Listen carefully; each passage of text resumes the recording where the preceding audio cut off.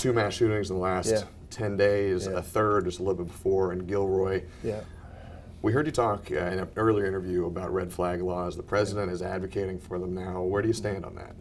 Well, I haven't seen the bill yet, but what we know is this is an absolute tragedy. It's not the first time it's happened in America, and we've got to get a bipartisan approach to this and solve this problem once and for all. We've also got a drug problem where we have people being injured and murdered every day, and a drug trade as well. But you know, we've moved. I've been involved in this the last couple of years, and actually I've personally introduced 2 pieces of legislation that are intended to make our schools more safe, as well as make it harder for criminals to get access to guns. We want stronger background checks, which we've done. And the president's also actually done 3 things here recently in the last 2 years that strengthen our ability to do that. First, there's a school safety bill that was passed, the Hatch Act, and then the Fix NICS bill actually strengthened background checks to further keep the guns out of the hands of people who should not have them. And the last thing is he unilaterally banned bump stocks. I mean, we know that we don't want automatic weapons on the street, and this was a loophole and it got closed. But there are more things that we need to do while still protecting the Second Amendment. Yeah. And you said you haven't seen the bill yet, and that is true. Yeah. Under what circumstances would you support? Well, here's the issue. Laws? First of all, I very definitely think that we need to look at what we can do to preempt some of this. There's no question we can do that. There's a fine line, though, when you move toward dealing with someone who has not committed a crime yet, they have done nothing wrong, and all of a sudden they find themselves in a court. That is, and sometimes this due process, and what I said the other day is I want to make sure that we have due process in this effort. I applaud the effort. I think it's a great thing to consider. But I want to see the nuances of how we protect due process while at the same time trying to preempt these tragedies from happening. Yeah. And you know, this is my last kind of point on this, and I don't mean to drill down on it, but you know, this is a nuanced issue. It's hard. It's complicated. Yeah. You know, we asked some folks, you know, some of our followers on social media, said, "What's the number one thing you want to ask a federal lawmaker if you could?" Yeah. And they said, you know, in essence, why don't we ever get a straight answer? And that's simplified, obviously. But you say you want due process, but you also want to make sure folks who might be at risk. CNN reported a couple weeks ago that the mother of one of these shooters called the police and said, "Hey, I'm worried about him having access to this weapon." Right. Where do you think the balance needs to be struck? Well, the balance is that sheriff needs to do his job, you know. And if there are community organizations right now, what I'm talking about is a federal law that allows one citizen to name another citizen, whether they're a relative or not, to potentially then be pulled into a court legal system. Now, we know that some of these shooters have demonstrated evidence that they should have been reviewed. All right, and that's why I say I'm not against it. I want to see the nuanced language in this thing. I think that's a responsible thing to say at this point. How about the House bill that's been passed, universal background checks? Senator Mitch McConnell says when the Senate reconvenes, start discussing that issue. Do you support the House bill as is? Well, there are parts of it. No, I don't. There are parts of it in there too, but I think it goes too far. I think, look, we've got to find, there's a balance here. I'm not ready to give up the Second Amendment, nor am I ready to give up the First Amendment. Look, it'd be very easy to do this and do away with the Second Amendment like other countries have done, and it didn't solve the problem. We have cities in the United States who have the most draconian gun laws that you can imagine, much stronger than we're talking about here, and yet they still have a high incident of gun violence. So, as you say, it's not a direct, straightforward system, but it is very complicated. Doesn't mean we can't deal with it and should not deal with it. Let's shift gears. In Mississippi just the other day, about 700 suspected undocumented immigrants were arrested by federal agents, most of them at poultry factories. Right. Georgia is a multi-billion-dollar, has a multi-billion-dollar poultry industry, and there's some concerns from business here that many of their workers are undocumented immigrants here in your state, and there's worry that if there's a similar ICE raid here, that could hurt business. What are your thoughts on that? Well, if they're here illegally, they're here illegally. Now, there's also a bigger issue, and that is there are 2 things here. One is we have a workforce issue. Actually, I put a bill in a year ago with Tom Cotton from Arkansas that would allow us to deal with some of these labor issues. You also have the fact, though, that we have laws that allow people to come in here. There are loopholes that come into the country and take advantage of our laws and come in illegally. The third thing is you absolutely have a crisis at the border. In June alone, this year, 1 year alone, authorities arrested 144,000 people coming into the country illegally. Now, that needs to stop. We have to have sovereignty of our borders, but at the same time, we have to have immigration laws that allow for an adequate workforce to support our agricultural community. I've been in South Georgia this week talking to the ag community. It's a #1 issue. Construction right here in Macon and Atlanta, all over Georgia, can't find workers. The #1 limiter in this growing economy that we've now stimulated to grow is the fact that we have a hard time finding labor. So we are moving on legislation. You'll see the president develop a platform and present it this fall about his platform on immigration. And it's a great, I've been working on it myself. It's a balance between providing workforce and sovereignty protection for the country. How specifically does it strike that balance? Well, here's how. First of all, in 1965, the Great Society, one of the things it did is it changed the law that we had had as the law of the land, that prior to 1965, if you came in with a college degree or a skill that was needed, you got an automatic direct path to citizenship. They outlawed that and they moved more to a family base, and that sounds really good.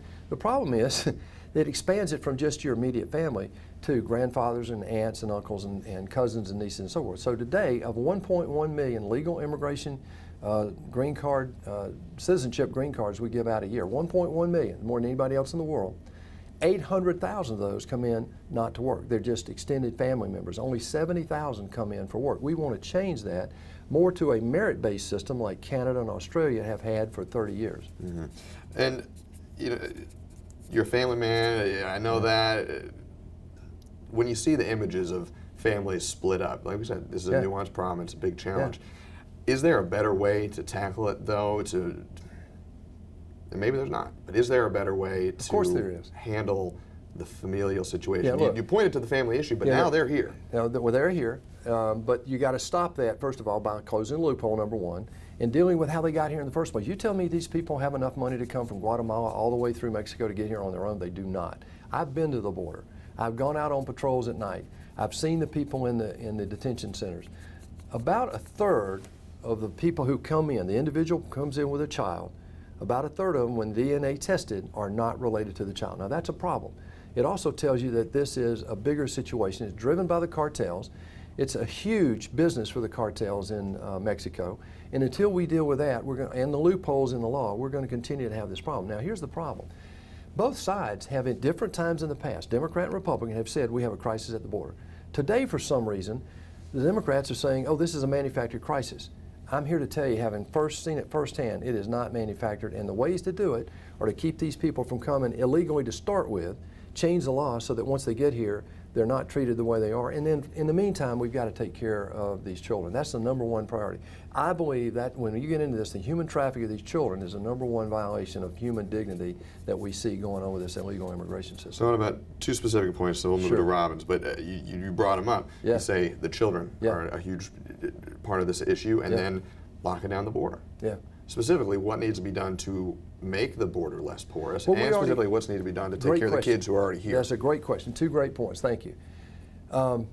President Clinton built something like, 180 miles of wall. In those places where President Clinton built wall, we shut down illegal penetration in the United States by human trafficking by 95%.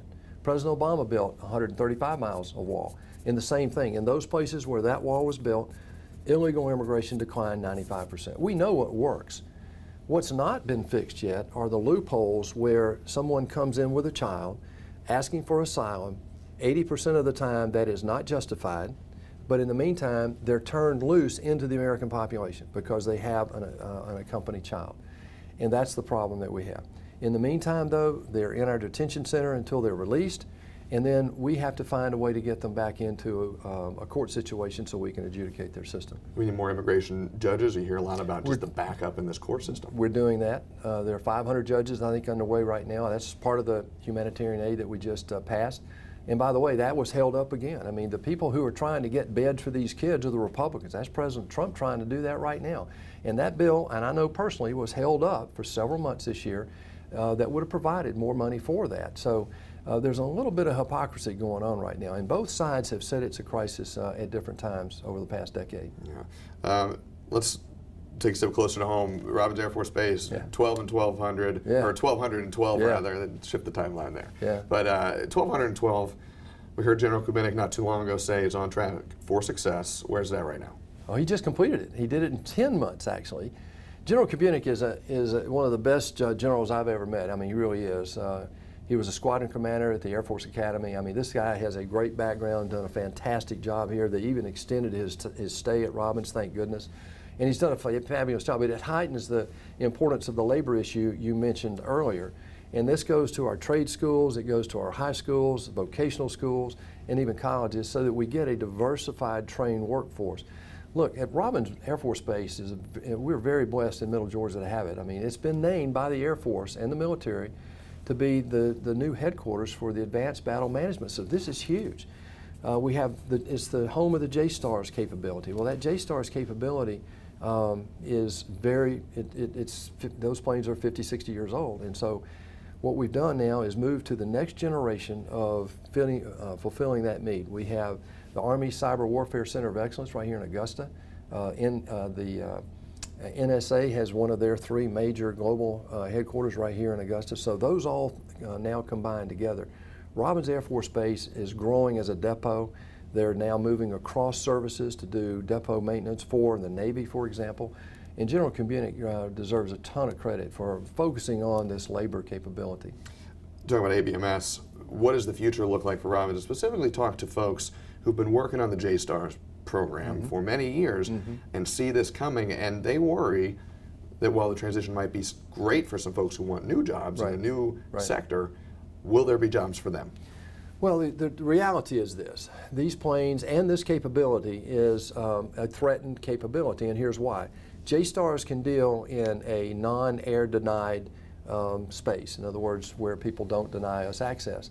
Well, those areas are now declining in the world. In fact, there are 3 big areas of the world, right around Kaliningrad up in Eastern Europe, in the Middle East, and now in South China Sea, where other people have the capability to deny our access to that airspace.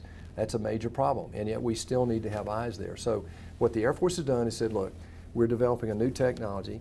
The number of jobs at Robins will stay the same in that general area, and there's an opportunity to be trained, and this is not going to happen overnight. This is going to be over some decade to build this capability. My only concern is that we don't have a gap in that capability during that time.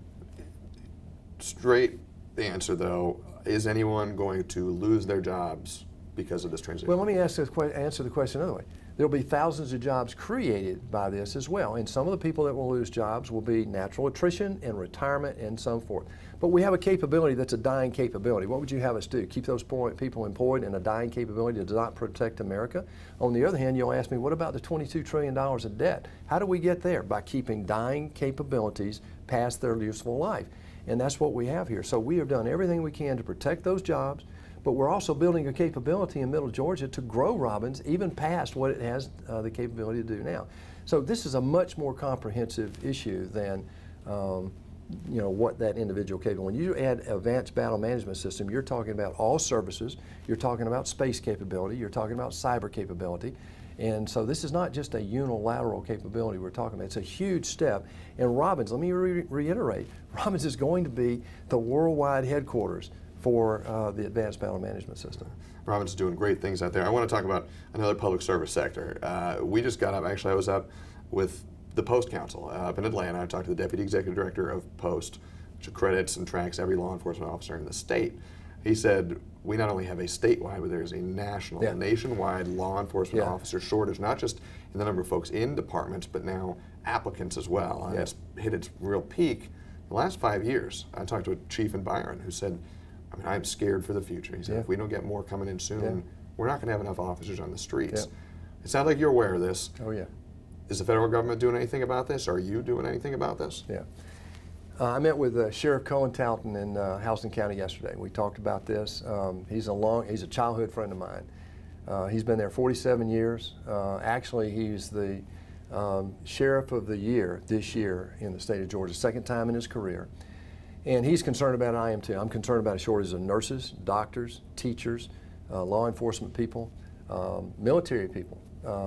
We have a situation in the United States right now where we need to focus on our high schools. When I was in high school, we had a lot of counselors that helped direct people in certain directions. The people who run my town right now in Warner Robins are people that grew up in those high schools, got that advice.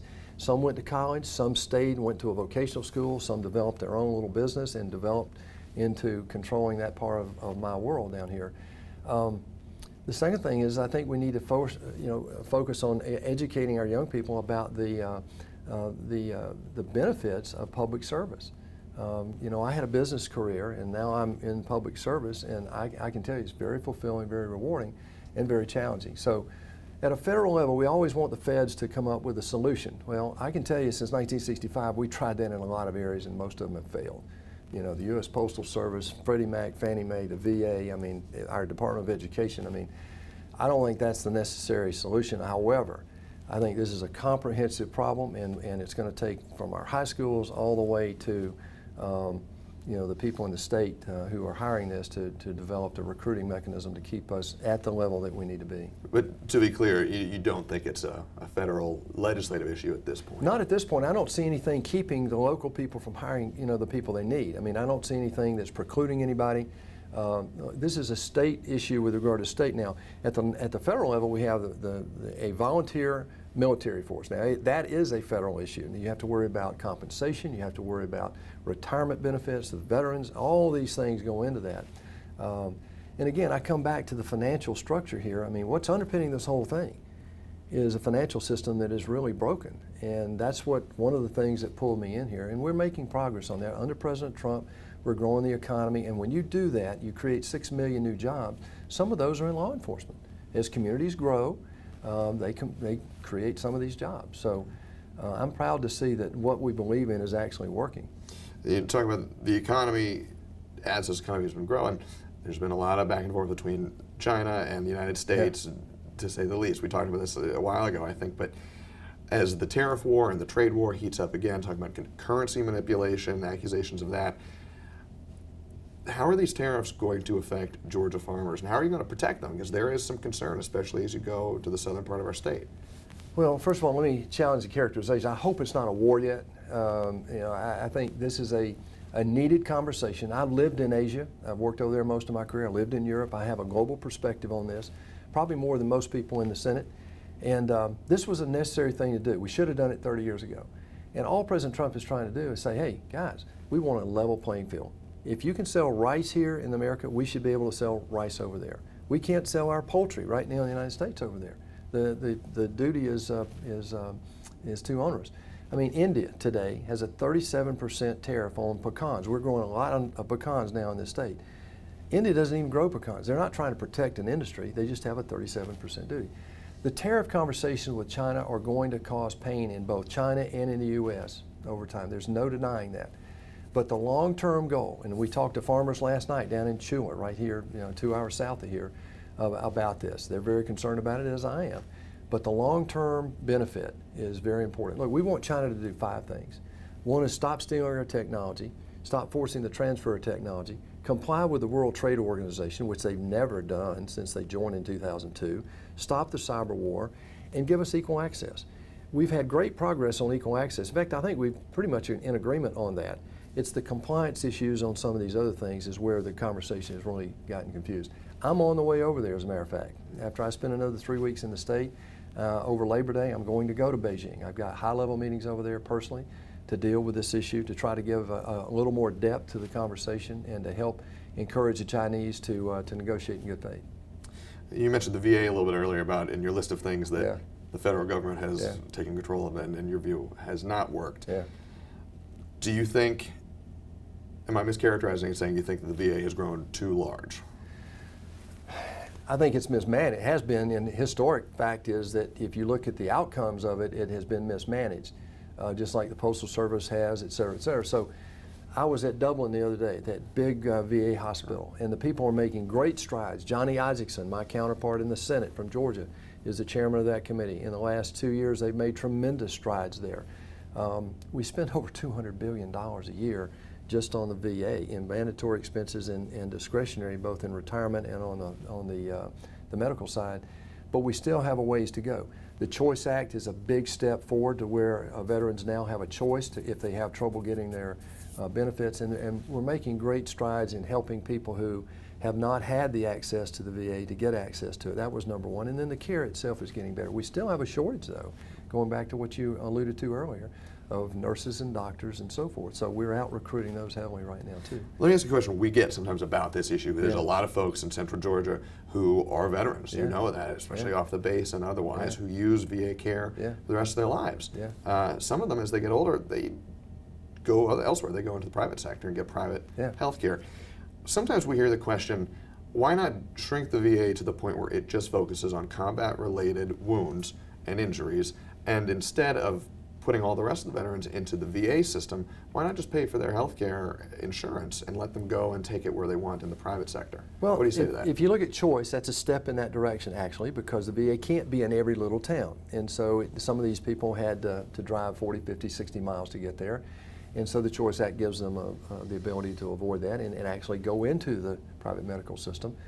Personally, as a business guy, I would much prefer to see us do that. And that's really the original way the VA was created, was to deal with combat-related injuries that most people in the medical community were not used to seeing. Today, it's much broader than that. We now have an opioid issue. We have a mental issue with the growing education we have in the medical community about diagnosing mental injuries, PTSD, and so forth. But I think you'll see as the VA, as we continue to improve it, you'll see more and more of that flexibility being added. But if it doesn't get better, that's the only other option you have is to focus on what they really need to do, and then give everybody else a card into the public or the private system. How far away are we, do you think, of you getting to the point where you say, all right, that's what we need to do? Well, I can't put a timetable on it because we've made progress in the last 2 years. We've made some significant progress. So I'm not ready to do that, but anytime we have a veteran that's not getting their benefits, we have a problem, even one. And so we're not done really working hard to try to fix that. As a senator, you kind of wear two hats, right? You wear the national hat and representing your state hat, and I know that can conflict sometimes. We're talking about Georgia specifically. We've touched on a number of topics, but besides the VA, besides tariffs, and besides ice raids and how they might affect poultry here, what are some things on your mind that you want to make sure get represented in the Senate from Georgia? Big priorities. Yeah, the first thing is that there are federal programs that just don't work.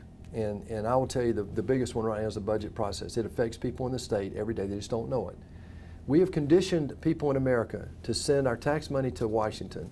Washington takes a bureaucratic overhead cut off of it, and then we send it back to the state. So we've conditioned people to have to go to Washington and petition to get their own money back. I am absolutely dead set against that. If we can find ways to keep things at a local level. Department of Education, I believe, has failed the students of Georgia, and that needs to get fixed. I love what our military is doing right now in terms of rebuilding itself. That is important for Georgia. But I'm very concerned about our ag community. Commodity prices, it's half of our economy in the state, and ag prices around right now are really depressed. Partly because of the tariff conversation, but mostly because of the global situation. And this is part of what President Trump's trying to do by giving us equal access. We could export a lot more of our ag products from Georgia than we do today. We have a port that the President now has funded, and we will now see completion of it within the next 2 years. First time in 20 years a President has actually fully funded that port, so we get it deepened for these Pan America ships. Those are the major things that I'm really concerned about right now here in Georgia, but they're affected by things that are dysfunctional in Washington. The President campaigned on this, his supporters backed him on this, the idea that supporting and restoring traditional blue-collar American jobs, manufacturing sector, agriculture, and that is a component of the modern economy, but so is modernizing, right? And in a state where you're worried about agriculture, and we're talking about some of these aspects, other parts of the state are still struggling to get access to basic internet. Internet access is a problem in the state of Georgia. No question. Are you thinking about how to bring Georgia into the 21st and 22nd century economy as well? Well, first of all, Georgia's already in the 20th. It's leading the 21st century economy. I mean, this is the best state in the country to do business for the 6th straight year. And there's no mystery why. I mean, we've had 3 governors now who have really been focused on economic development. We have a legislature, both Democrat and Republican, who are focused on doing the right things here to facilitate job creation and so forth. We have an education system in Georgia that's creating a workforce to do that. But I just think there are other things we can do to continue to develop that. Here is what we've been working on the last 2 years of regulation, federal regulation, energy, taxes, and Dodd-Frank. And what we said is after we get that done, we need to work on immigration, trade, and infrastructure. That was the plan. I was in the White House 2 weeks after President Trump was inaugurated, and that's what we agreed to do to develop this economy. Well, we've pulled back on something like 2,000 regulations. We've passed 2 energy bills such that the United States produces more oil and gas than anybody else in the world right now, and it is a political weapon that we can use against people like China and Russia when we need to. We passed a very comprehensive tax bill that makes us more competitive with the rest of the world and does away with this repatriation tax. And then we passed a bipartisan bill. I'm really proud of this one because I'm on banking committee, but we passed a bill to pull back on some of the more onerous features of the Dodd-Frank bill that just killed our community banks in small town Georgia. They're getting back in business. Look, Dodd-Frank bill in a decade killed 17,000 banks in small town America. And we saw it right here in Georgia, in my hometown. And so what we've done, that bill is letting these small banks put money to work again, not have the onerous overhead compliance costs that they had under Dodd-Frank, and it really is revitalizing these small towns. Look, we've been in some small towns this week and in the last few months in Georgia, and they're coming back. Some challenges, you mentioned one. If you were 22 years old and you had a job in, let's say, Chula, Georgia, and you don't have internet access there, that's going to be a real drag on you. How do you apply for jobs?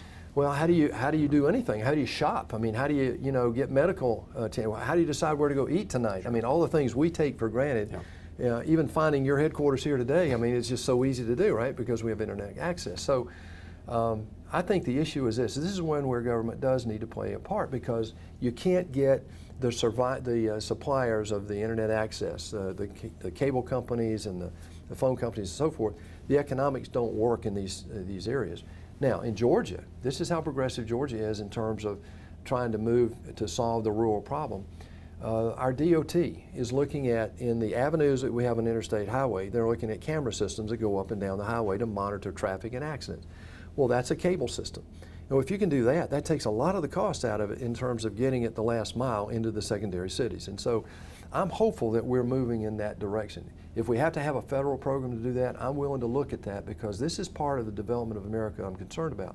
Urbanization in the last 50 years is really problematic, and our small towns have suffered because of that, and unnecessarily.